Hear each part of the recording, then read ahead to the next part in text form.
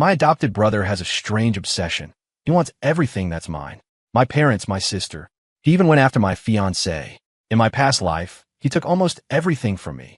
But he doesn't know I've been reborn. This time, when he steals my fiancée again, I'll turn around and marry Serena Sinclair, the woman he desperately loves but can never have. Suncrest City, Suncrest General Hospital. I slowly open my eyes in a hospital room. Asterisk, this is it. The hospital room I was in before. Did it work? Asterisk, looking at the familiar yet strange surroundings, a wave of complex emotions washed over me. My name is Ethan Young. Asterisk, the asterisk Young of the Young family, the future head of the Youngs. I was originally the young master of the Young family, one of the 10 major families in Suncrest City. When I was 8, I was on vacation with my 5th sister, Jessica Young. While playing by the river, she slipped and fell into the turbulent water. Seeing her life in danger, likely to drown at any moment, I didn't hesitate. I jumped into the raging river without a second thought, and, using every ounce of strength I had, managed to push her onto the bank. But just as Jessica was saved, I collapsed from exhaustion and was swept away by the current, vanishing completely. When I next opened my eyes, I found myself in a simple, earthen house. Although I was lucky enough to survive, for some reason, I had lost all my memories. My adoptive parents found me and took pity on me. They cared for me meticulously while I was ill, and at the same time, tried hard to find clues about my family. But their resources were limited, and they lived deep in remote mountains, far from civilization. So even though they did their best, they couldn't find any leads about my past. Seeing how much effort and worry they poured into my situation filled me with warmth, but also guilt. Even though I wasn't their biological son, they treated me as if I were. So, after a lot of internal struggle, I told my adoptive parents how I felt. Dad, Mom, I've thought about it. Finding my real parents and figuring out who I am isn't something that can happen overnight. After careful consideration, I think the most important thing right now is to focus on living our lives here. Instead of spending most of your energy on me, maybe we should think about my sister Emily Young's future. That night, my adoptive parents and I talked for a very long time. Even though amnesia had wiped away who I was and where I came from, my innate shrewdness and foresight remained. I don't know if my words made a difference, but starting the very next day, my adoptive parents rushed around, insisting on getting me registered with a new identity. And once my new registration was processed, they insisted on enrolling both me and my sister, Emily Young, in school. At first, I strongly objected to them enrolling me. I felt that since I wasn't their real son, they shouldn't have to spend money on me. Besides, the family was already struggling financially. If only Emily went to school, they could manage. But adding me would push their expenses beyond what they could afford. My adoptive parents saw my reluctance. Dad, Mom, maybe you should just let brother go to school. Emily Young chimed in, seeing everything with an awkward smile. You could tell he's meant for big things. Me? I'm not that smart, and I'm slow to learn. Sending a blockhead like me to school would be a waste. But our adoptive parents didn't agree with either of us. They believed both Emily and I had the right to pursue our futures, even if supporting us meant they had to bear a heavy burden. They didn't complain or resent at all. In the end, we couldn't change their minds, so Emily and I enrolled in school as they wished. 12 years later, after 6 years of elementary school, 3 years of middle school, and 3 years of high school, Emily Young and I lived up to our adoptive parents' expectations and were both accepted into Suncrest University. Filled with excitement, Emily and I said goodbye to our adoptive parents and headed off to register at Suncrest University. Little did I know, this registration would mark the beginning of my nightmare.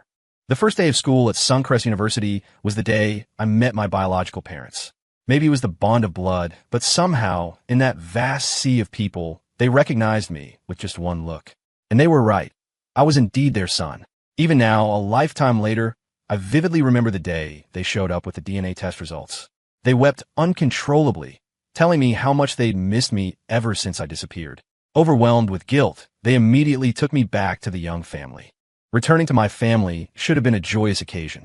However, I soon learned that my parents had never truly gotten over my disappearance. To cope with the pain, they had adopted a son, Lucas Young, to take my place. Now that I, the lost son, had returned, Lucas felt his position in the family was threatened. To protect himself, he repeatedly schemed against me, twisting my parents' perception of me and trying to drag me down. But faced with his clumsy acting and manipulative behavior, my parents and relatives seemed to see him through rose-tinted glasses, turning a deaf ear to his actions. In their eyes, Lucas Young was gentle, mild-mannered, and utterly incapable of doing anything truly harmful. Whenever Lucas framed me, my parents and sisters would strip me of everything to appease him. Under their protection, Lucas used my research to become a renowned professor. Under their care, he took the business deals I had secured and became hailed as a business prodigy. In my past life, I endured it all because they were my family. But my tolerance didn't earn their true affection. Instead, they grew more distant and even hid the fact that Lucas was repeatedly sleeping with my fiancée, Fiona Willow. Later, thanks to Lucas's schemes, I ended up in the hospital unconscious. The doctors said I was in a vegetative state and would likely never wake up. What they didn't know was that, even in my coma, I could hear every word spoken in that room. It was then I learned that the CEO, Serena Sinclair, who harbored an intense, secret love for me, had only eyes for me. She would often lean close, complaining that I was blind, weak, and a poor judge of character. She'd cry, hoping I would wake up soon. She promised that if I woke up, she would give me a home, give me everything. But on the day I finally regained consciousness, Serena Sinclair, the woman whose eyes saw only me, who loved me more than life itself, wasn't there. Instead, her lawyer arrived. He told me that during my coma, Serena had unleashed frenzied revenge against the Young family and Fiona Willow for what they had done to me. She had succeeded in avenging me, but in the end, she suffered a fatal relapse related to her condition and died on the very day I woke up. Serena Sinclair was gone, just like that. After her death, her lawyer followed her will and transferred her entire estate to my name. Only then did I truly understand that Serena Sinclair loved me more than she loved herself. The past events flashed vividly before my eyes, replaying in my mind like a relentless roller coaster. Creak! Just as I was lost in these memories, the hospital room door suddenly opened. A tall figure entered, a woman in a high-end suit, exuding an icy demeanor that kept everyone at arm's length. She stopped beside my bed, looking down at me with a mocking gaze. "Ethan Young, aren't you pathetic? You're the real Young family heir. Yet they tell everyone you're just one of their servants. And on top of that, aren't you blind? Can't you judge character at all? Fiona Willow was your fiancée, but she went behind your back, lured into bed by your adopted brother, Lucas Young. Not only that, with your wedding date getting closer, she's now pregnant with that manipulative snake Lucas Young's child. Ethan Young, I know you're Fiona Willow's lapdog, but..." She rambled on. Her words were vicious. It was clear from her red-rimmed eyes that her heart ached for me. Splash! Seeing Serena Sinclair, alive and real before me, tears suddenly streamed down my face like a dam breaking, pouring uncontrollably. "No, Ethan Young, what's wrong with you? Get a grip. I just gave you a hard time. Why are you crying?" Perhaps because she'd never seen me like this, Serena stopped her tirade, suddenly looking flustered. Huff! Ignoring her questions and the tearing pain in my body, I reached out and pulled her into a fierce hug. "Serena Sinclair, I've missed you so much." Tears streamed down, soaking Serena Sinclair's clothes in just a moment. The instant I grabbed her tight, Serena froze, completely still. After a long moment, she suddenly turned her head to look at me. "Ethan Young, I only said a few harsh words to you. Is this really how you're getting back at me?" Serena looked at me, her expression complicated. Everyone in Suncrest City knew how madly in love I was with Fiona Willow. As far as Serena was concerned, anyone might betray Fiona Willow, but never me. As for why I'd said what I did earlier, she figured I was just trying to get revenge, to provoke her. "Serena, I wasn't. I meant it. I knew she wouldn't believe what I'd said earlier. Hell, even I wouldn't have believed it if I were her. After all, Serena and I were famous rivals. Anyone else might have feelings for her, but me, head over heels for Fiona Willow? Absolutely not. Ethan Young, do I look that stupid to you?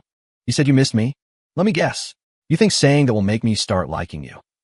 And then, just when I think you're serious and respond, you'll drop the act and laugh at me for falling for it, for actually believing you?" Although a tiny part of her wavered, logic told Serena I would never say something like that to any other woman, because she knew very well what kind of person I was, someone who loved and hated intensely. In my book, once I committed to a woman, I was absolutely loyal to her, unless I stopped loving her. But that possibility was minuscule. "Serena, I'm serious. You know I never lie." Facing Serena's doubt, I sniffled and looked at her earnestly. "Ethan Young, you're serious? But why? Haven't you always hated me? You know, just like the rumors say, I'm a complete lunatic. You should know the consequences of messing with me, of playing games with me." Serena hesitated, her voice catching slightly. She loved me, deeply, the kind of love But her love for me was obsessive, almost pathological. She loved me, yet worried her love would hurt me. So even though she loved me more than life itself, she didn't dare claim me as her own. Serena had always been fighting to suppress her feelings for me. If we were destined to fail, she'd rather the relationship never started. That way, although her heart would ache terribly, at least the pain wouldn't be shattering, wouldn't drive her mad. Serena, if I told you I crossed time itself just for you, would you believe me? Time machines, crossing time, such things were too fantastical. Unless you experienced it yourself, who would believe it? Then how are you going to prove you're not lying to me? A flicker of something unusual, barely perceptible, crossed Serena's eyes. Today's Ethan Young was definitely different from usual. You want proof? How's this for proof? I hesitated for a split second, then my eyes met Serena's bright ones. Our eyes locked, but Serena still didn't understand what I meant.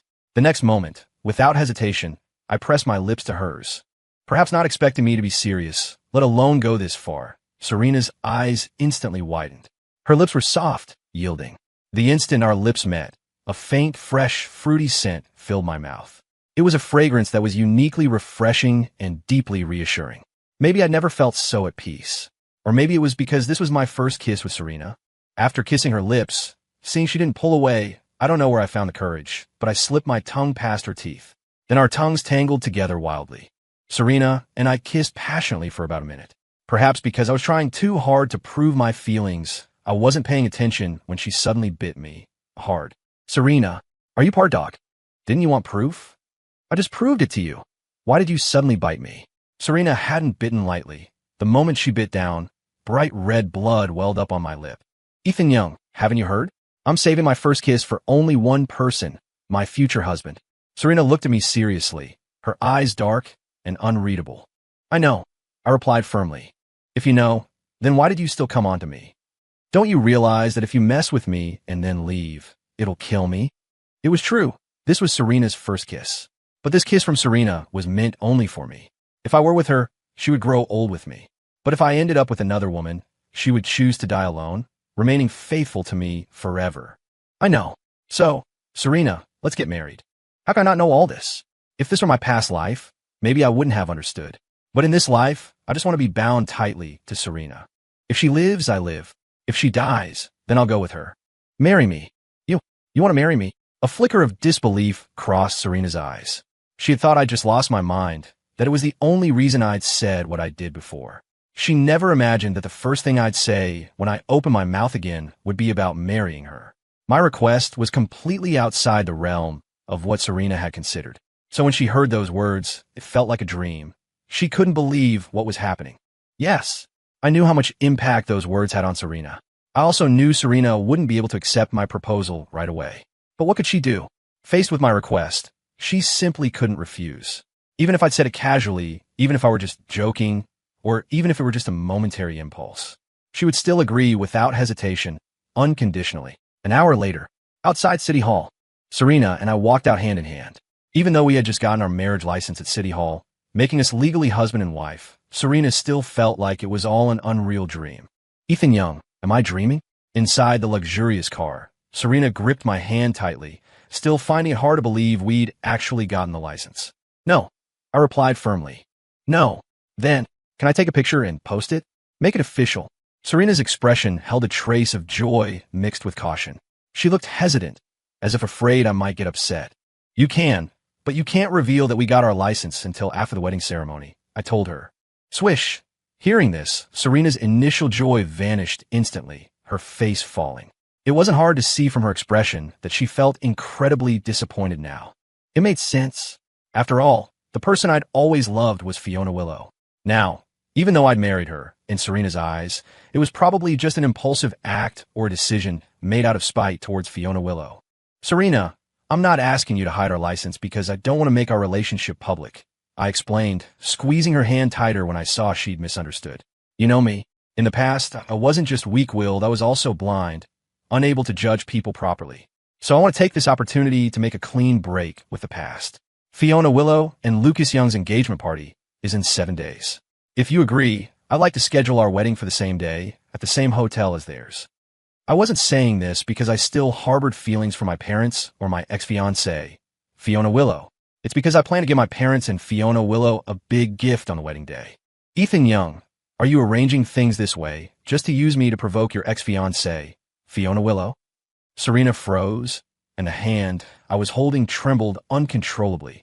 As the heiress of the Sinclair family, who took over as head of the family at a young age, it was clear Serena was extremely intelligent and capable, a true leader. Scheduling our wedding on the same day and at the same hotel as Fiona Willow and Lucas Young's. It was obviously a move designed to provoke Fiona Willow. If Fiona didn't know I'd married Serena, it might be one thing. But once she found out, it was highly likely that her and Lucas Young's wedding wouldn't be able to proceed. After all, Fiona Willow had only agreed to get engaged to Lucas Young reluctantly, to stabilize his emotions and condition. Besides, Serena had always been the unattainable love, the white moonlight in Lucas Young's eyes. But while he harbored deep feelings for Serena, she couldn't even be bothered to look at him. Not only that, while Lucas Young adored Serena, he also knew perfectly well that I was the one Serena secretly loved, the white moonlight she never dared confess her feelings to.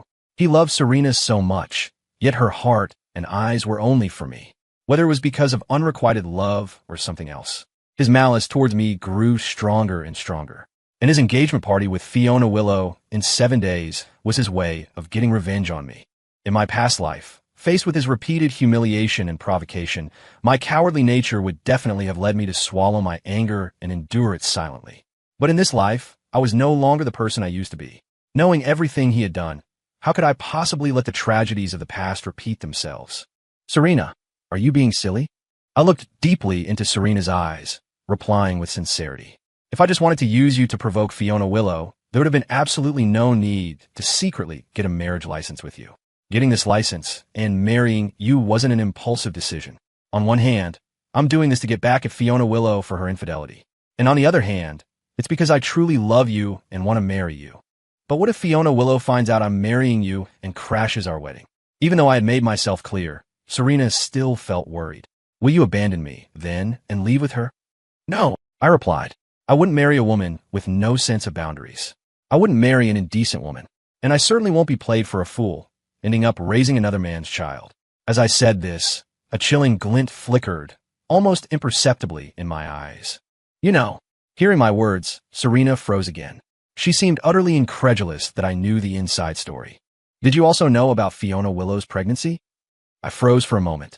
I knew about it because my adopted son, Lucas Young, told me in my past life. There's no way Lucas Young would have told Serena Sinclair something like that. So I was very curious about how she found out. Yes, Ethan Young. As you know, the Sinclair family has business interests in many different sectors, including holdings in several hospitals here in Suncrest City. A few days ago, I learned about Fiona Willow's pregnancy through reports from my subordinates. At first, I thought the child was yours, but later I found out it was Lucas Young's. I originally planned to tell you, but you love Fiona Willow so much. Telling you would only cause you more pain and worry, nothing else. So I thought it would be better to keep it a secret rather than have you live in agony day and night after finding out. It might seem cruel to you, but at least this way, you wouldn't be tormented constantly, right? Serena Sinclair looked at me like a child who'd done something wrong, uncertain and flustered.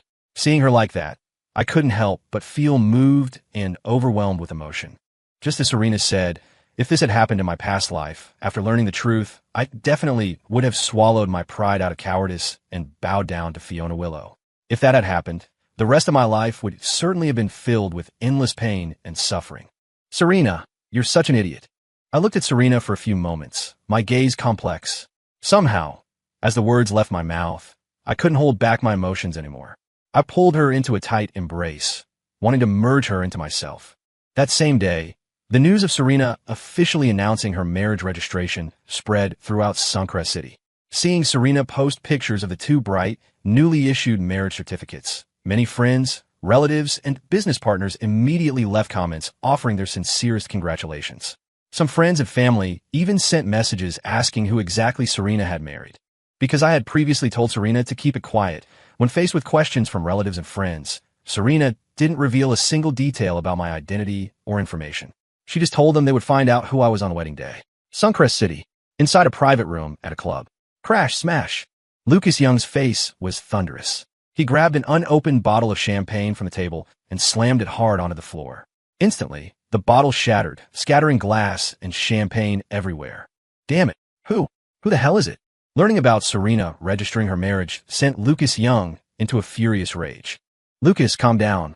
Look, isn't it possible this whole marriage registration thing is just a smokescreen for Miss Serena? You know the Sinclair family has been pressuring Serena to get married lately.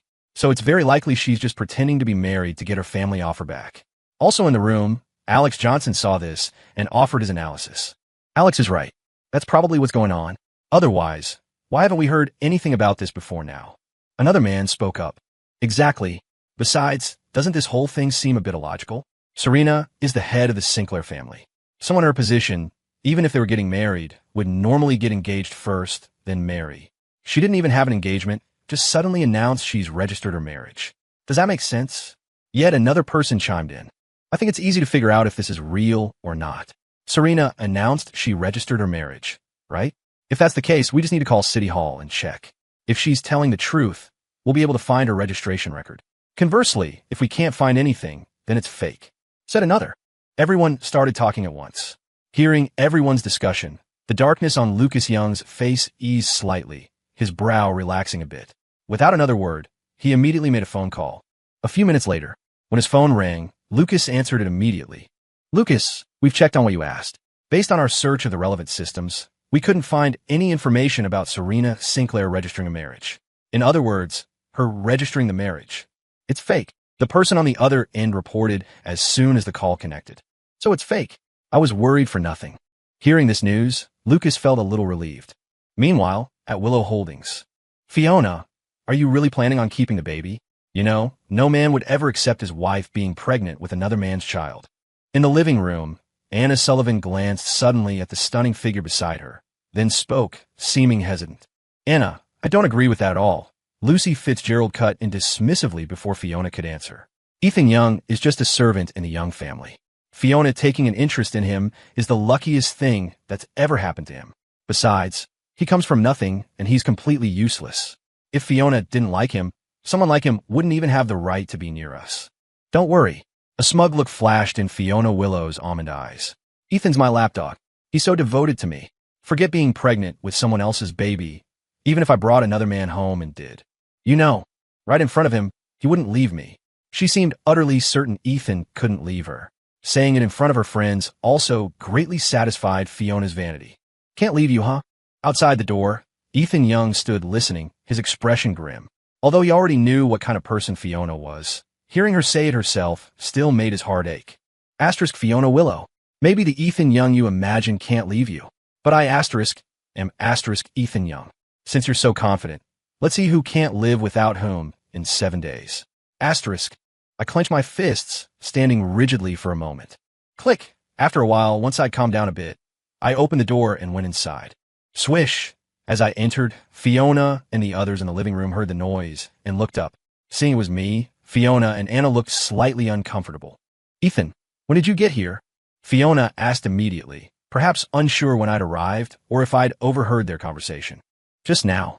I replied, looking at her calmly. Oh. Fiona let out a long breath, seeming relieved, as though she was afraid I'd heard something I shouldn't have. It wasn't that she was truly afraid of me, just worried I'd throw a tantrum. After all, what she'd said earlier was hurtful. No one could hear that and remain indifferent. Ethan, Fiona mentioned you're a good cook. Is that true?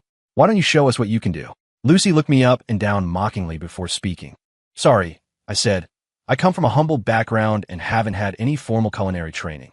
So the food I make probably wouldn't suit Miss Fitzgerald's status or taste. Rather than embarrass myself, I think I'll pass. Normally, even if I disliked Lucy, I would have swallowed my pride for Fiona's sake and catered to their wishes. But now, Fiona and I were completely over. So how Lucy and the others felt, whether they're happy or not, had nothing to do with me anymore. Ethan Young, what's that supposed to mean? Apparently not expecting me to refuse her, Lucy said angrily.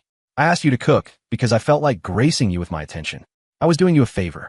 Besides, if it weren't for Fiona, do you think I'd even look twice at you? Ethan, do you have any idea what you're saying? Before I could respond to Lucy, Fiona turned to me, her expression ugly. I already told you, the engagement with Lucas Young is fake. It's just to help stabilize his condition. I made it perfectly clear. Can you please stop sulking and throwing a fit about this? And where did you run off to these past 2 days while you were pouting? Do you know how worried I was? Even now, she still thought I was just sulking. Fiona Willow, I'm not throwing a tantrum, I said, my face impassive. I came back today for 2 reasons, to pack my things and to make things clear with you. Fiona, whether your engagement to Lucas is real or fake doesn't matter to me anymore. We were over the moment you agreed to get engaged to Lucas. And I wasn't sulking for the past 2 days because this isn't about throwing a tantrum at you. I was in the hospital because I was injured. Ethan, you were injured? In the hospital. Hearing this, Fiona completely ignored everything else I'd said and looked at me with wide, concerned eyes. How did you get hurt? Is it serious? Your fiancé, Lucas Young, hit me with his car. I answered coolly. Wasn't too serious. Just unconscious for over 10 hours and a few broken bones. I'll live. Yesterday, I was hospitalized after an injury. Before I lost consciousness, Lucas Young put Fiona Willow on speakerphone. He told her he'd accidentally hit someone with his car.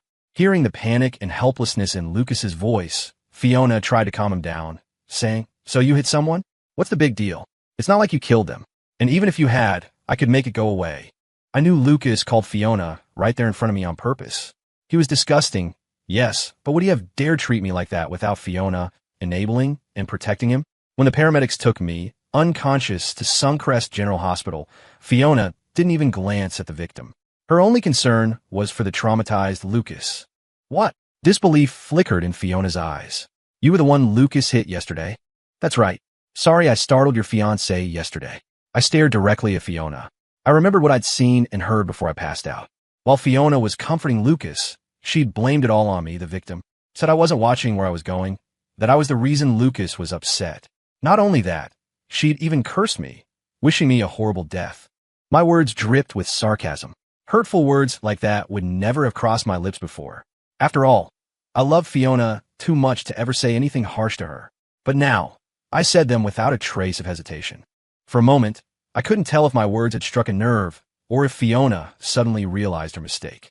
A flicker of panic crossed her face as she looked at me, her expression complicated. Ethan, I didn't know it was you Lucas hit, Fiona explained hurriedly. If I had known, I never would have ignored you. Really? I countered. Then what did you say when the hospital called you? In my past life, maybe hearing Fiona's explanation would have made me happy.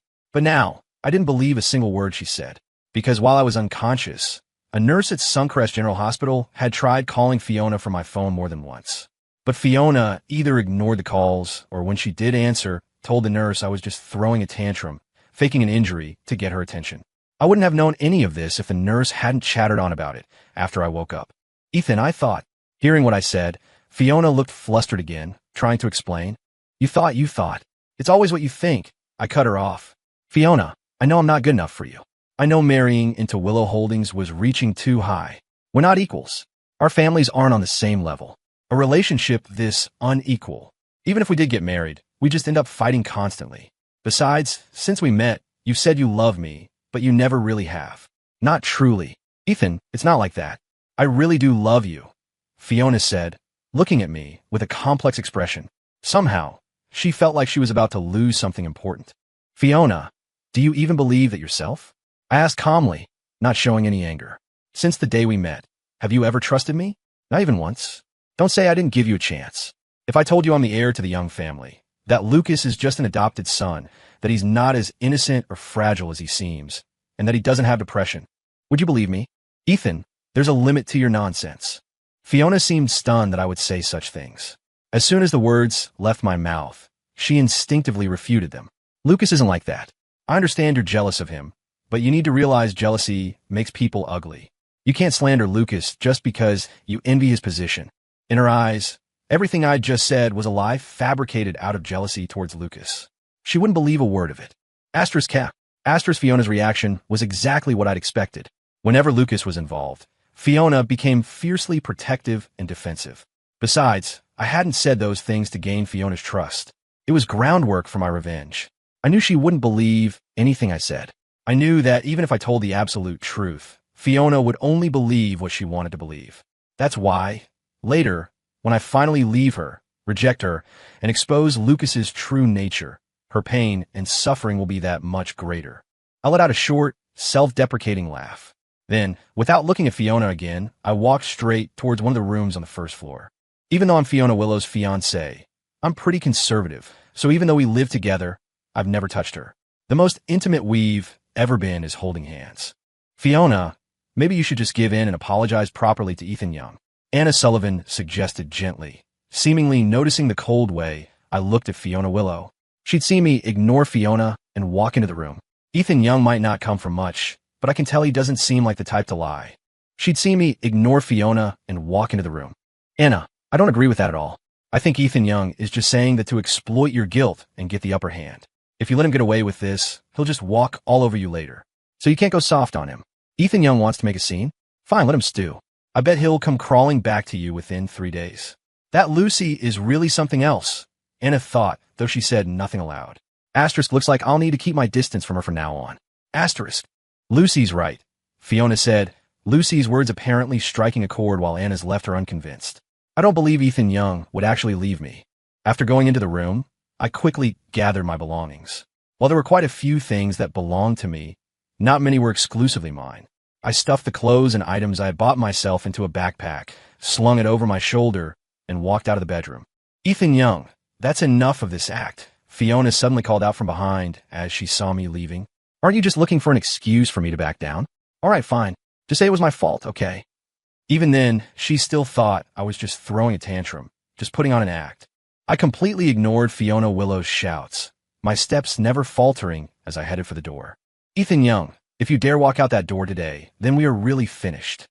A flash of anger crossed Fiona Willow's eyes when she saw I remained unmoved.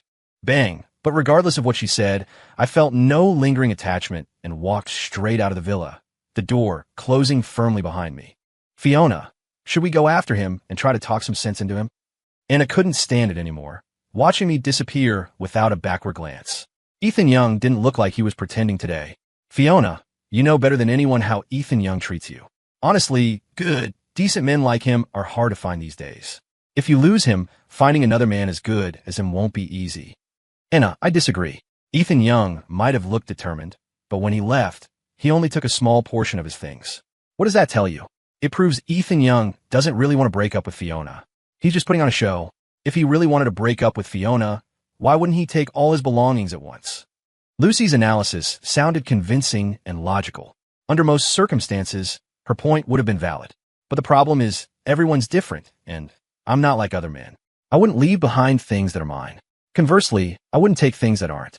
Let him go. Lucy's words were exactly what Fiona Willow wanted to hear.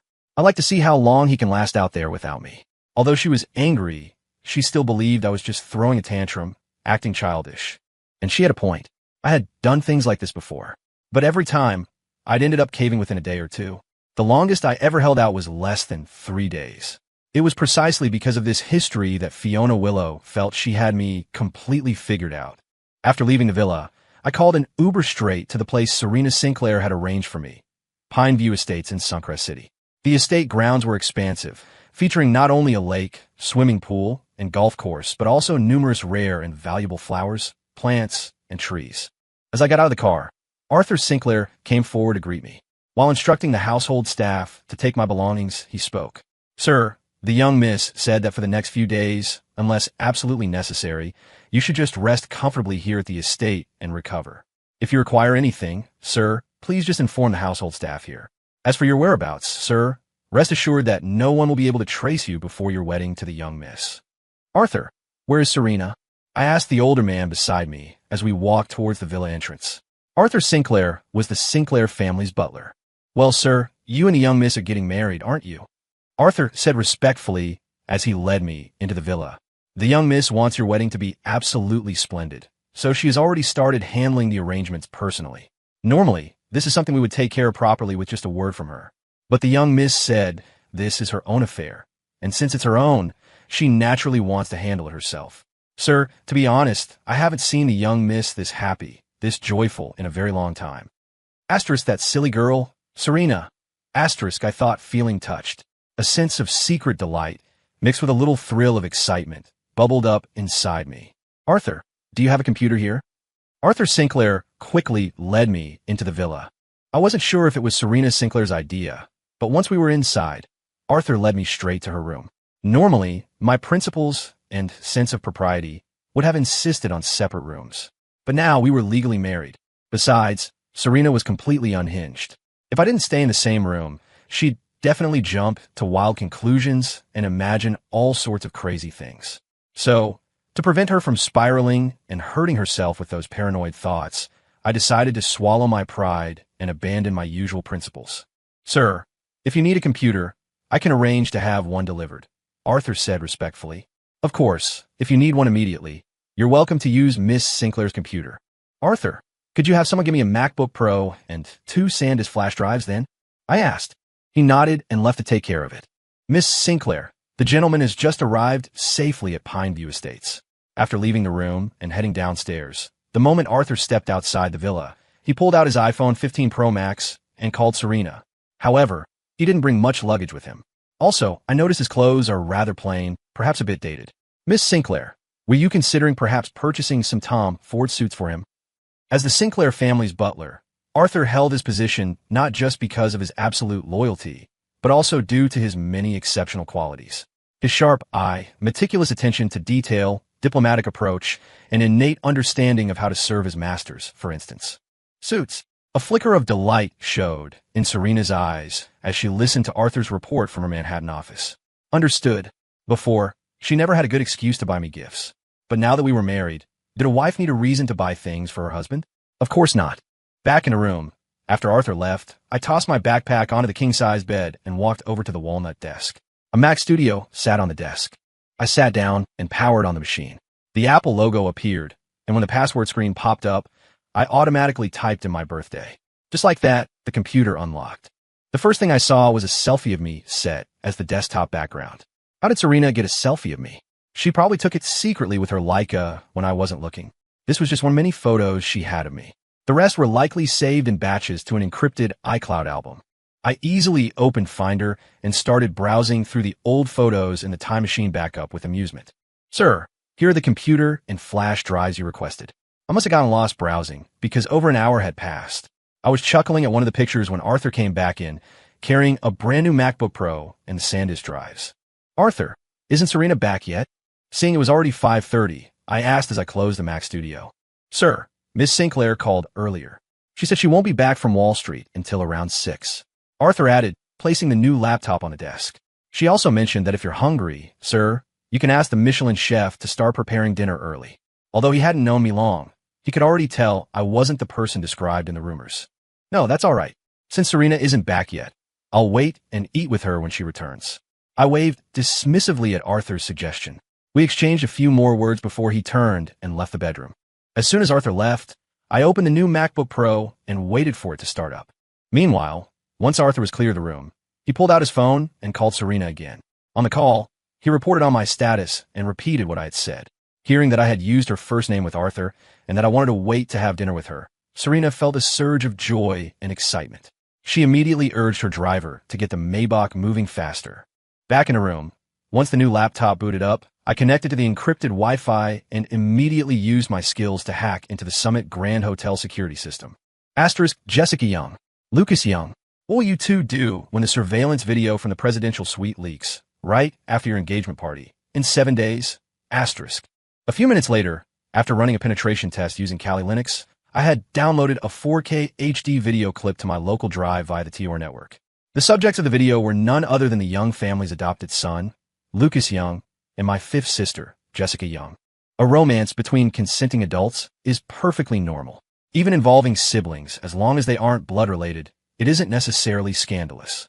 The problem was the Young family, protective of Lucas, had never publicly disclosed that he was adopted. Without that public knowledge, Lucas, the adopted son, was considered Jessica's biological brother in the eyes of the world. An incestuous affair between siblings. If it never came out, fine. But once exposed, not only would Young Corporation's stock price plummet, but the entire family would face a devastating public backlash. The repercussions would be far-reaching. Lucas, the Young family, even Fiona Willow, they would all be caught in the fallout. And that was precisely the Wall Street Journal front page gift I had prepared for them. With the evidence secured, just to be safe, I made triple backups of the files. Then, I encrypted the data and stored it separately on 3 SanDisk secure drives. Done. Now all I have to do is wait for the NASDAQ to open. With everything taken care of, I closed my MacBook, stood up, and did a CrossFit workout. Click, clack, click. Just then, I heard the sound of Jimmy chew heels outside the door. Sounds like Serena's back from the board meeting. Hearing the noise outside, I looked toward the door and started walking toward the smart lock. Whoosh! Just as I neared the entryway, a figure dressed in Oscar de la Renta couture rushed into my arms like a Wall Street hurricane. Time flew by, and 3 days passed quietly. During those 3 days, I stayed inside the smart, secure villa at Pineview Estates. Unlike me, Serena spent her days handling the Blackstone Group merger and our Vera Wang wedding dress fittings, and her nights wearing La Perla lingerie and wearing me out. Despite taking my Centrum vitamins daily, her constant demands left me with a strained lower back. Compared to our relative comfort, things weren't going so well for Fiona Willow and Lucas Young. For Lucas, it seemed like he'd get withdrawals if he went 2 days without sending me harassing texts. As for Fiona, ever since I left, her Michelin star meals had become hard to stomach. When I was around, she could have Gordon Ramsay-level cuisine whenever she wanted. But since I'd left, the first couple of days were fine, but starting on the 3rd day, she became inexplicably irritable. David Johnson, haven't you found Ethan Young's Amex spending records yet? Willow Holdings headquarters, CEO's office. Fiona Willow looked impatiently at David Johnson, drumming her fingers on the armrest of her Bentley chair. Ms. Willow, I've hired private investigators as you requested. But according to the background check, after Ethan Young left your beach house, he used Bitcoin for payments. There's absolutely no credit card trail. His digital footprint vanished, like Ghost Protocol. In response, David Johnson displayed the results from the Palantir data analysis platform. Impossible. What about the ring surveillance system in Beverly Hills? Fiona Willow wrinkled her delicate nose.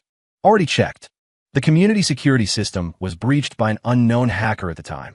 All surveillance footage was replaced with a loop from 3 days prior. By the time engineers fixed the vulnerability, Ethan Young had already disappeared using an encrypted VPN. David Johnson pulled up the firewall logs.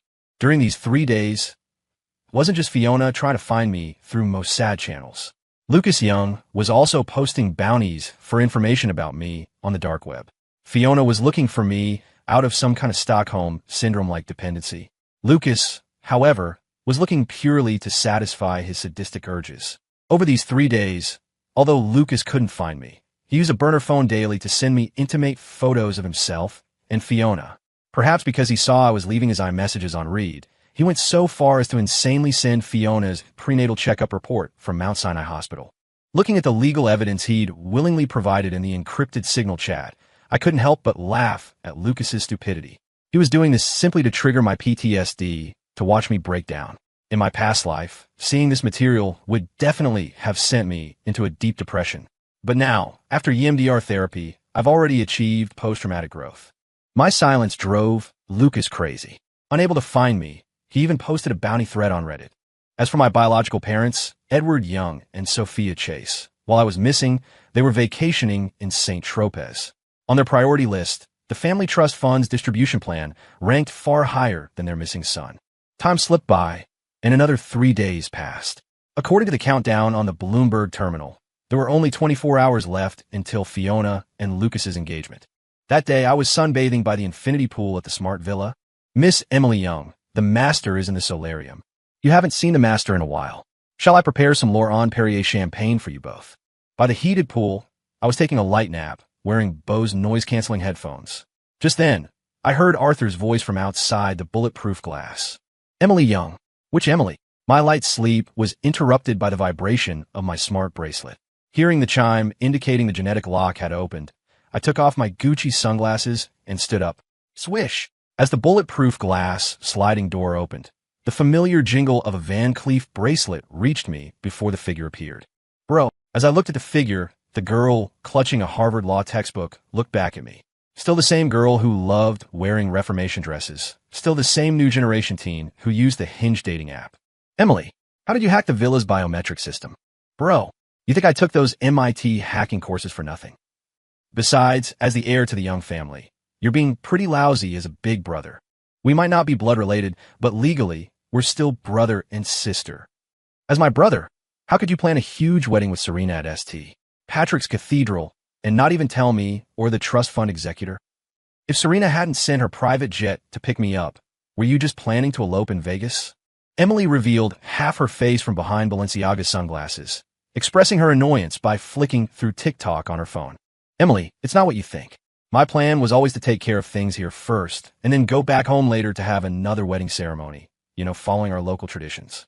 I just didn't expect Serena to be so considerate. She brought you here behind my back, without saying a thing. Getting married is a huge deal. I definitely wanted you and Mom and Dad here. But I was worried about the fallout, worried that Lucas Young might get desperate and try to use you guys to threaten me. So my plan was to deal with him completely, cut ties, then take Serena back home to see Mom and Dad and talk about the second wedding. But plans change, right? Who knew Serena would pull something like this behind my back? Fine. Since you admitted you messed up, and since you and Serena are getting married, I guess I can forgive you.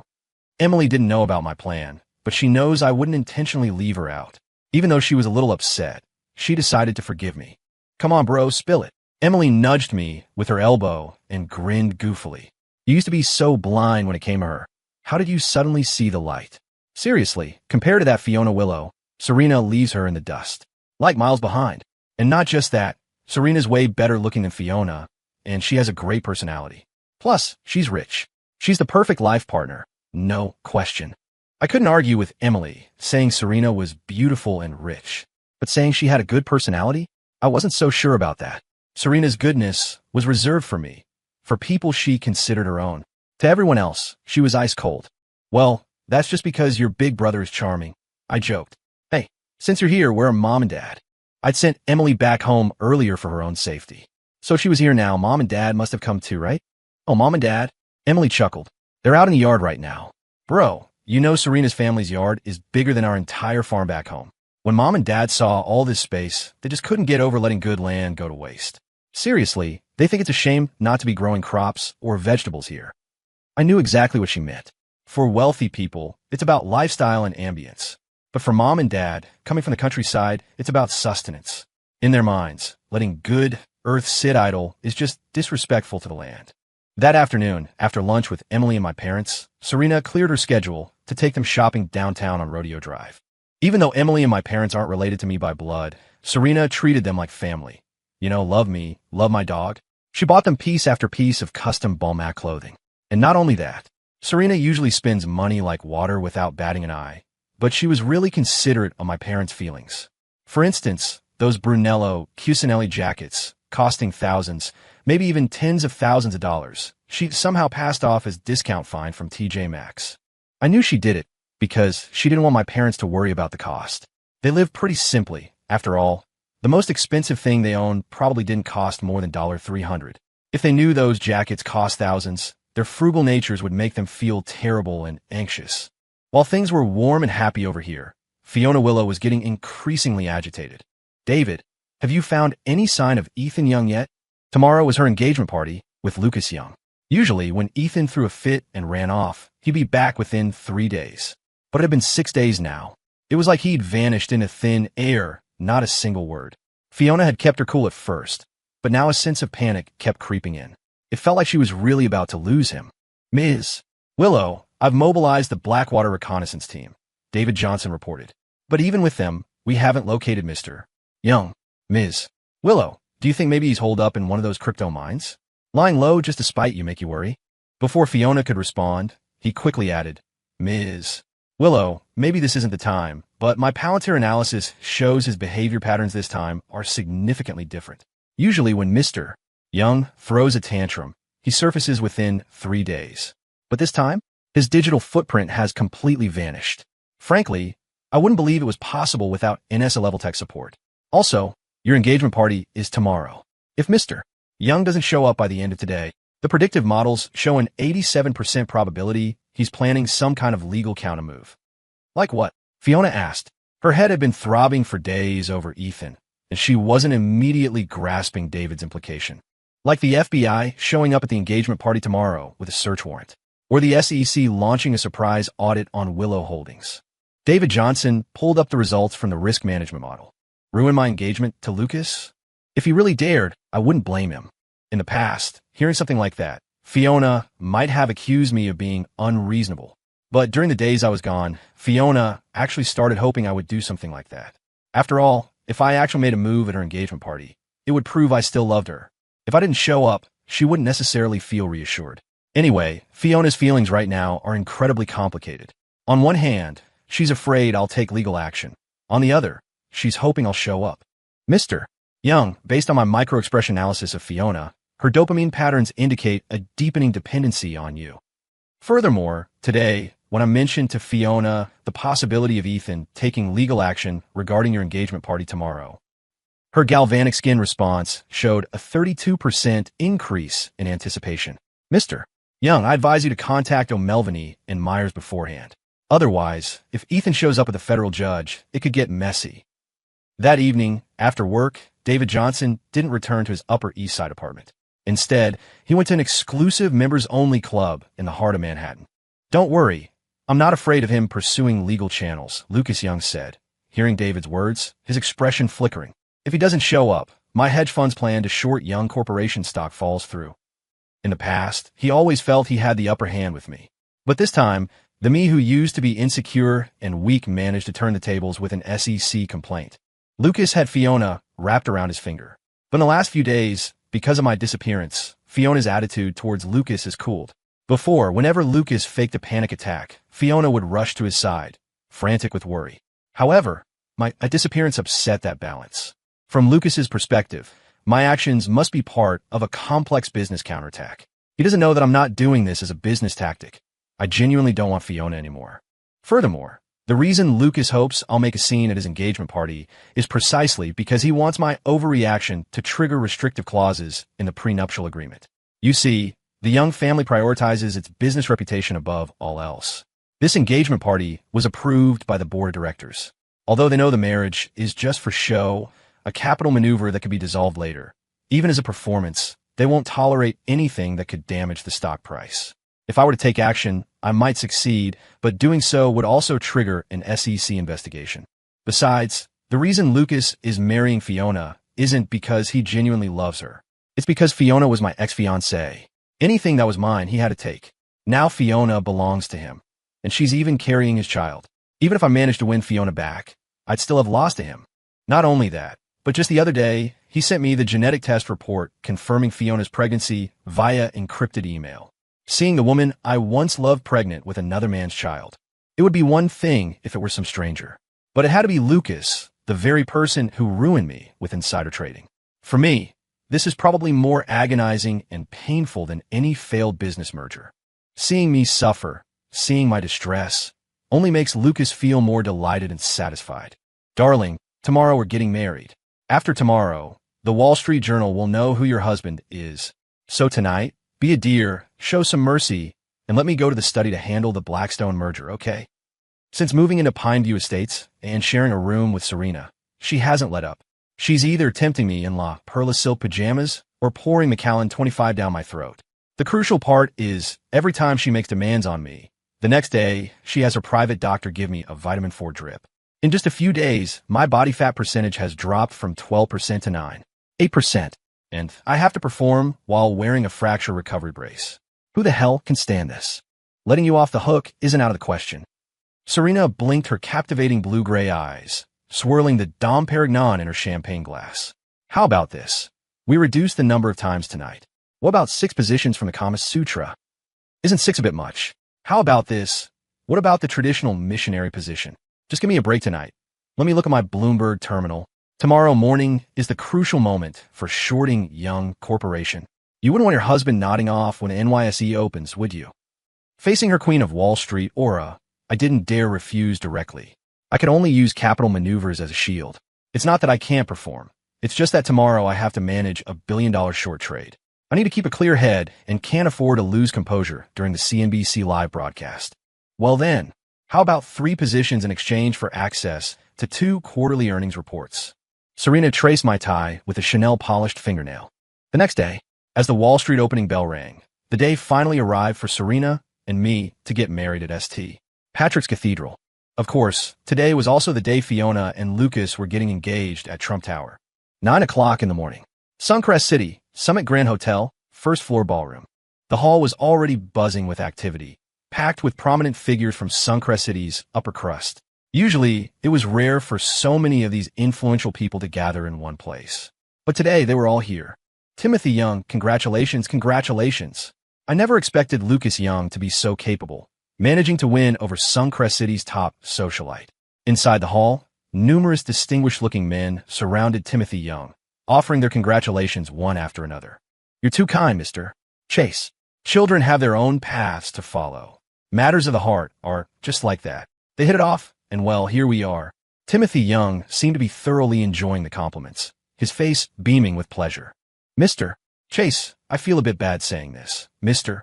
Chase began, sounding slightly apologetic after the initial pleasantries. Your son's engagement to Fiona Willow is such a major event, and I really should stay until after the champagne toast. But Serena Sinclair is also getting married today. So after witnessing your son's engagement, I have to head over to the Sinclair family's wedding. Don't mention it, Mr.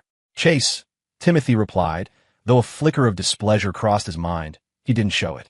Instead, curiosity took over. By the way, do you happen to know who Serena is marrying? You might laugh, Mr. Chase said, but honestly, not just me, but pretty much everyone in Suncrest City's elite has no idea who Serena Sinclair's groom is. Not only that, while we all received her invitation, it only mentions her husband as Mr. Young. Beyond that, there's absolutely no other information. The atmosphere inside the hall remained lively. Outside the Summit Grand Hotel entrance, as a specific time approached, a Rolls-Royce Phantom slowly pulled up. Several women, elegantly dressed in Oscar de la Renta haute couture, stepped out. Jessica, Lucas's engagement party is about to start, Karen Young said worriedly as soon as she got out. It's such an important occasion. That bastard Ethan Young won't show up and cause trouble, will he? Relax. Even if Ethan had 10 times the nerve, he wouldn't dare make a scene on Young family territory, scoffed Jessica Young, the eldest sister, dismissively. TCH.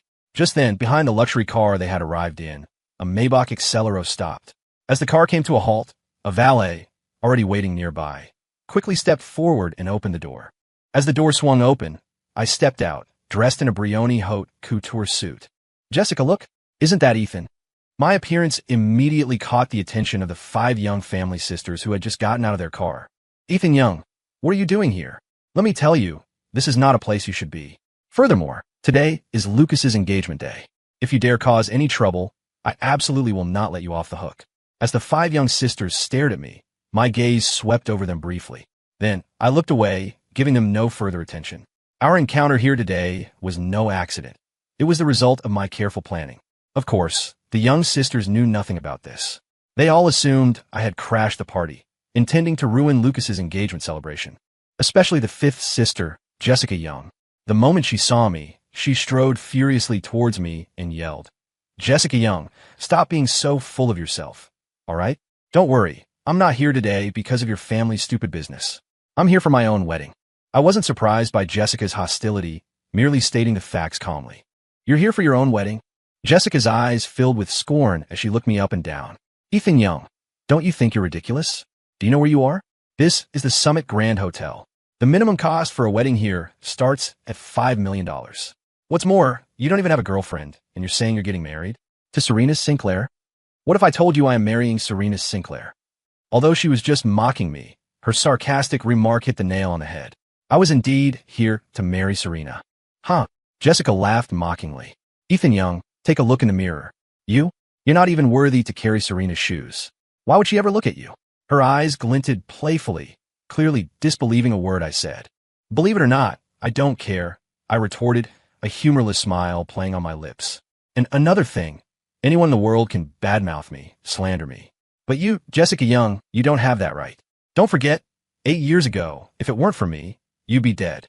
If I had known back then how you would treat me later, I would never have risked my life to save you.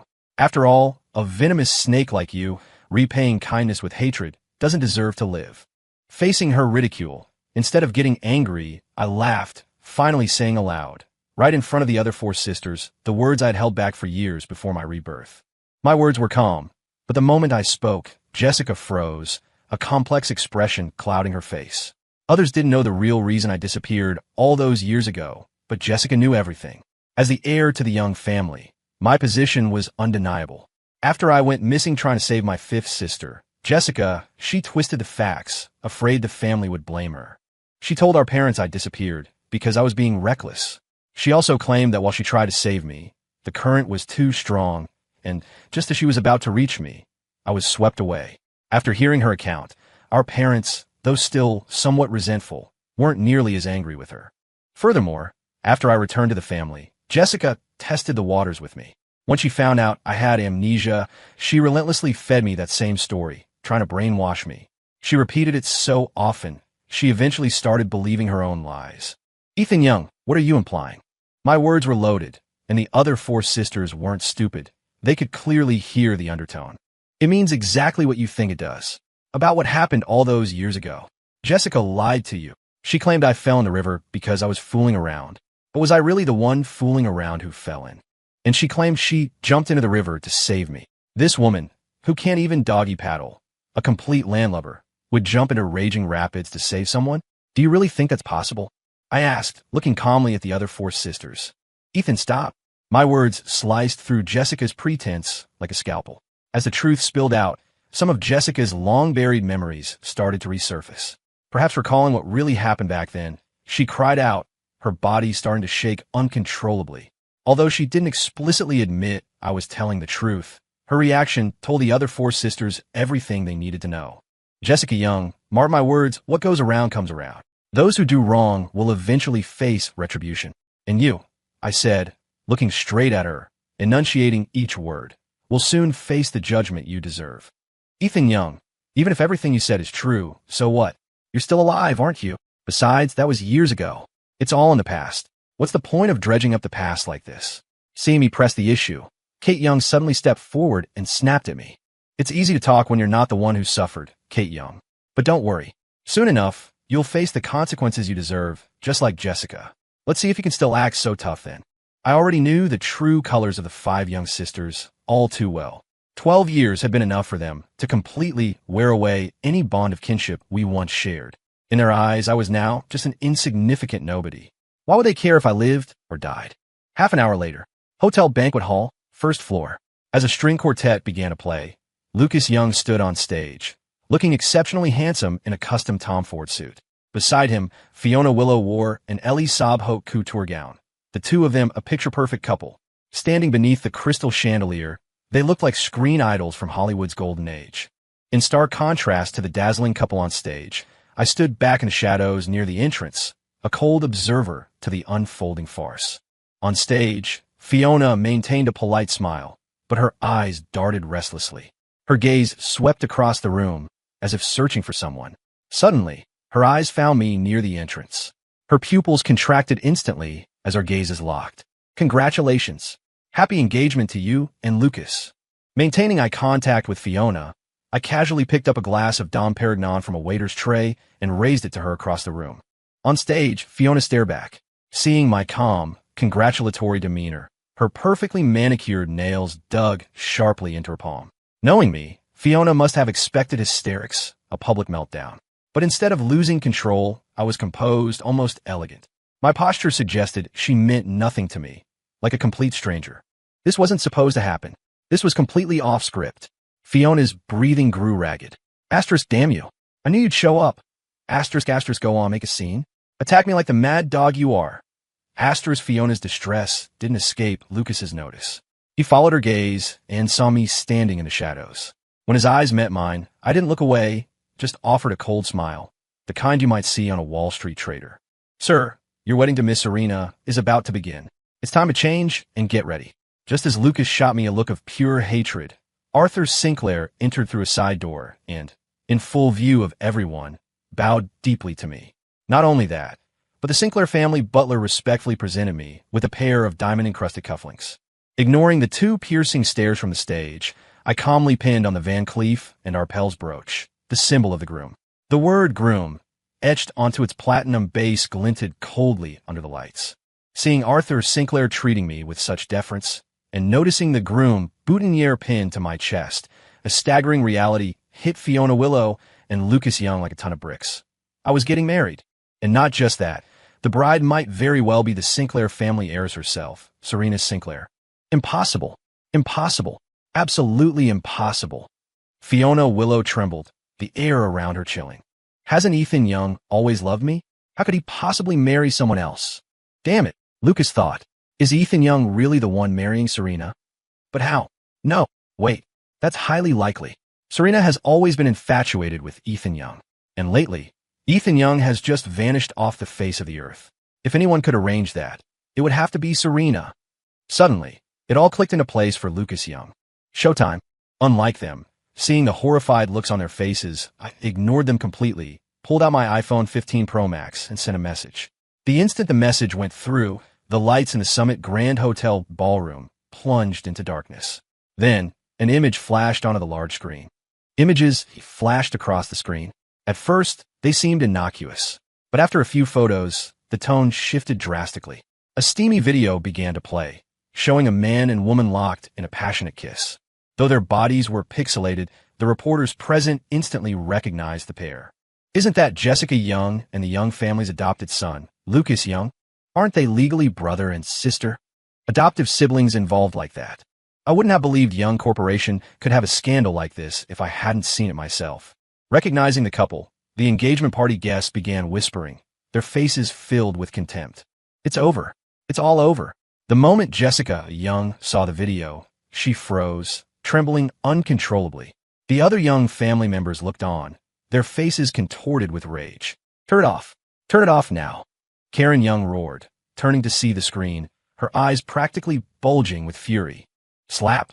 Fiona Willow, seeing the video, slapped Lucas Young hard across the face. So this is the real you, Lucas Young. You make me sick. Fiona realized with horror she'd become the laughingstock of Wall Street. She knew that with this video leaked, not only would Young Corporation stock crash, but her own business reputation was finished. She glared at Lucas, furious. To think she'd thrown away her chance with Ethan Young for this degenerate.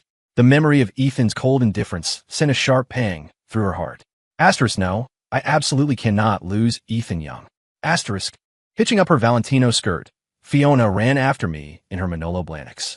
Meanwhile, seeing my plan had succeeded, I turned and headed towards the wedding venue on the second floor. Bastard. Utter bastard. Edward Young roared in the VIP box, smashing his crystal whiskey glass. How could the Young family raise such filth? Sophia Chase immediately got on the phone with the crisis PR team. Issue a statement now. Lucas Young is adopted. He has no blood ties to Jessica Young. And notify NASDAQ to suspend trading on Young Corporation stock. Karen Young quickly ordered the Young family security team to secure the area, hustling Lucas and Jessica into a waiting bulletproof Mercedes. Karen Young, do you think Ethan Young could be behind what happened today? Don't forget, when we ran into him at the hotel entrance, he warned Jessica there would be payback. And then, less than an hour later, this scandal breaks. Karen Young analyzed, her brow furrowed. Even without direct proof, Ethan Young is definitely involved somehow. Jessica Young slumped onto the leather sofa, her face deathly pale. A wedding preparation suite on the second floor of the Summit Grand Hotel. The makeup artist was adjusting my custom Tom Ford suit. By now, Lucas Young's scandal was trending #1 on Twitter. Related topics had blown past 200 million views. The Young family's hastily issued statement only fueled the media firestorm. Sir, it's time. Just as the makeup artist finished the final touches, Fiona Willow burst into the room. Ethan, this marriage to Serena. It's fake, isn't it? You're only doing this to get back at me. Fiona Willow grabbed the cuff of my Brioni suit, tears smudging her carefully applied mascara. Fiona Willow, we're done.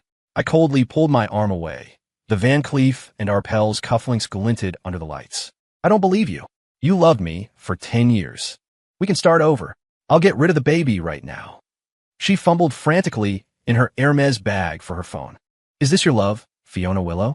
Showing up at my wedding pregnant with my enemy's child? Is this your love? Helping Lucas Young fake a depression diagnosis? Is this your love? Using Willow Holdings' liquid assets to cover his gambling debts?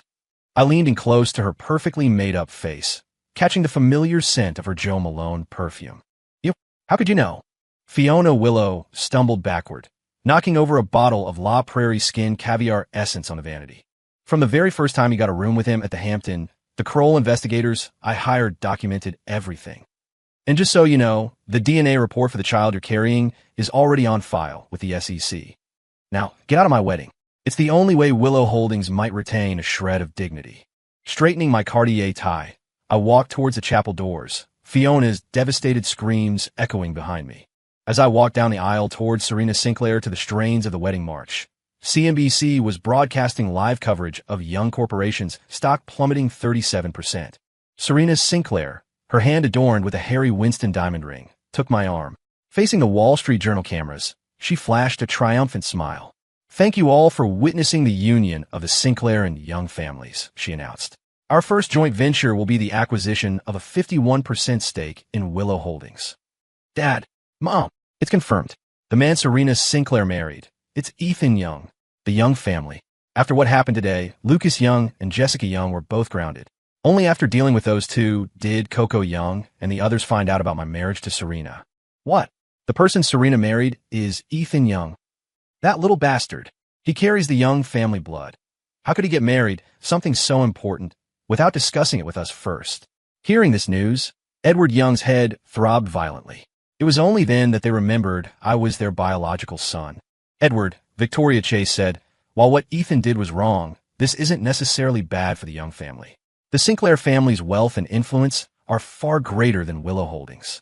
If we have the Sinclair family support, the Young family status will definitely rise several levels." Although Victoria Chase was also unhappy about it, the thought of Serena's status made her expression soften slightly. "Yes, you're right." Edward Young nodded slightly. "All right, call Ethan Young right now. With such a huge mess happening at home, tell him to talk to Serena and ask her to help us minimize the impact of the family scandal." Victoria Chase didn't hesitate. She immediately took out her phone and called me. The line rang until just before it would have gone to voicemail. Then I finally answered. "Ethan Young, I hear you married the Sinclair family heiress?" Victoria Chase asked as soon as I picked up. "Victoria Chase, who I marry, does it have anything to do with you?" I knew the Young family would call, which is why I hadn't blocked their number. I didn't do this out of any lingering affection for them. I just wanted to thoroughly discuss them, let them taste the pain I once suffered. "Ethan Young, how dare you speak to me like that? I'm your mother. What's wrong with me caring about you?" Caught off guard by my words, Victoria Chase paused, clearly taken aback. "Victoria Chase, are you going senile?" I retorted sarcastically. "Aren't I just your family's servant? Whenever I used to call you Mom, you'd look disgusted and order me not to step out of line. Now that I'm doing as you instructed, you're unhappy. Looks like you can dish it out, but can't take it." "Ethan Young, Mom's previous arrangements were indeed inappropriate," Victoria Chase said, cornered by my words. She fell silent for a moment, composed herself, and then continued. "But Mom did it for your own good." "Yeah, right. Everything was for my own good." I scoffed. "For my own good. You slandered me. You humiliated me. For my own good. Whatever Lucas Young said was law." "Victoria Chase, don't you find your whole family utterly disgusting? When I treated you like family, you treated me like dirt. Now that I don't care about you anymore, you suddenly remember me. Huh, don't you think you're pathetic? And let me tell you something else. I will repay you for everything you've done to me over the years. Also, from the moment you started hurting me, there was nothing left between us. Instead of wasting time trying to get close to me, you should be thinking about how you're going to face the retaliation from Willow Holdings. Knowing Fiona Willow, she absolutely will not tolerate being deceived. That's all I have to say. You're on your own." Asterisk click. Asterisk. I said everything I wanted to say. Then, without waiting for Victoria Chase to respond, I hung up on her. To prevent Victoria Chase and the others from harassing me again, I blocked all of them immediately. Meanwhile, after hearing my words and leaving in distress, Fiona Willow first went to Suncrest General Hospital to have an abortion. After the procedure, she had someone investigate Lucas Young. The next day, after some maneuvering, Fiona Willow quickly obtained information on Lucas Young. Fake. It was all fake. I can't believe I was played for a fool by someone like him. After reading the file, Fiona Willow's head was spinning. To think she had hurt Ethan because of a liar. "Ms. Willow," David Johnson said gently. "The doctor said you just had surgery. You need to rest and shouldn't get upset." Although David Johnson had close ties with Lucas Young, even she hadn't expected Lucas to be this kind of person. Seeing Fiona Willow's fury, she inwardly cursed, then tried to placate Fiona. "David Johnson," Fiona snapped, ignoring the attempt to soothe her. "Notify everyone immediately. Effective now. Cease all corporate cooperation with the Young family." She had only one thought in her mind. Make Lucas Young and the Young family pay. "Ms. Willow, Ms. Willow, shouldn't we reconsider this?" David Johnson pleaded. "Lucas Young may have deceived you, but the Young family is innocent. Also, there's something. I'm not sure if I should say it." David Johnson hesitated, then spoke tentatively. "David Johnson, if you have something to say, just say it. Fiona Willow frowned at her hesitation. Ms. Willow, David Johnson said, bracing herself. According to what I've heard, some say that Ethan Young is the true young master of the Young family. Who did you hear this from? Fiona Willow froze. If this news was true, then attacking the Young family would only increase Ethan's disgust for her. Ms. Willow, I heard this from the Young family's household staff, David Johnson explained. They just said that it seems the Young family doesn't treat Master Ethan Young very well. Damn it, how dare the Young family treat Ethan Young like this? Since they dared to bully Ethan Young, there's no reason for us to hold back against the Young family. David Johnson, use all of Willow Holdings' resources to strike back at the Young family with full force. It would have been one thing if she hadn't known about my connection to the Young family. But after finding out, this knowledge didn't deter Fiona Willow from wanting revenge on the Young family. On the contrary, from Fiona Willow's perspective, if the Young family had revealed my identity sooner, perhaps things between us wouldn't have reached this point. Therefore, she believed it was all Lucas Young and the Young family's fault. As for her, she felt she was merely deceived by the Young family and Lucas Young. As I mentioned before, Fiona Willow is decisive and vengeful, the type to hold a grudge and exact revenge for even the smallest slight. That very day, Willow Holdings announced it was terminating its partnership with the Young family. Upon hearing the news, Edward Young tried calling Fiona Willow repeatedly, but none of his calls went through. At the same time, following Willow Holdings' announcement, several business partners who had only worked with the Young family due to their affiliation with Willow Holdings also quickly pulled out, unilaterally ending their cooperation. After this series of cancellations, the Young family's business, which had been managing to operate, faced a cash flow crisis within just a few days. Not only that, but at this critical juncture, one scandal after another involving the Young family was exposed in the media. The exposure of these scandals, to some extent, accelerated the Young family's downfall. In less than a month, Young Corporation was forced to declare bankruptcy. Due to severe internal losses, even after selling all their properties and luxury cars, the Young family couldn't cover the debts incurred by the corporation's losses. Without the protection of the family business, the quality of life for Coco Young and the others plummeted. Coco Young was reduced to being a mere salaried worker. Karen Young was blacklisted by powerful industry figures after being exposed for her diva-like behavior. As for Jessica Young, she ended up becoming an escort to make ends meet. Rumor had it that many wealthy young men and women within their social circle, whom Jessica Young had previously bullied, specifically requested her services. Ultimately, unable to bear the humiliation, Jessica Young took her own life. Compared to her, Edward Young and Sophia Chase didn't fare much better. One suffered a stroke that left him paralyzed and unable to care for himself, while the other couldn't handle the blow, went mad, and was sent to a psychiatric hospital. Compared to their fates, Fiona Willow's situation was somewhat better, but ever since losing me, she fell into deep regret and self-blame. I heard that Fiona Willow, consumed by longing for me, often engaged in self-harm. Seeing her state, Willow Holdings attempted compulsory treatment. However, contrary to expectations, the forced treatment didn't improve her mental state. It actually worsened. Seeing this, Willow Holdings gave up on her and supported another family member to take her place. Compared to them, ever since Serena Sinclair and I got together, we became the model couple everyone envied. Usually, no matter how busy Serena Sinclair was, I'd stick close to her side like a shadow. Seeing this, Serena Sinclair never complained. On the contrary, she seemed to quite enjoy it. Just like that, a month and a half later, Serena Sinclair found out she was pregnant with our baby. That same day, I posted about Serena Sinclair's pregnancy on my social media feed, attaching a picture of her pregnancy test results. Several months later, Serena Sinclair safely gave birth to our children. They were twins. I named our son Benjamin Young and our daughter Luna Young. During their christening ceremony, I received a call from Coco Young. On the call, she first congratulated me on the children, then began to repent and apologize to me. Finally, overcome with emotion, she asked if I could find time to visit Mom and Dad.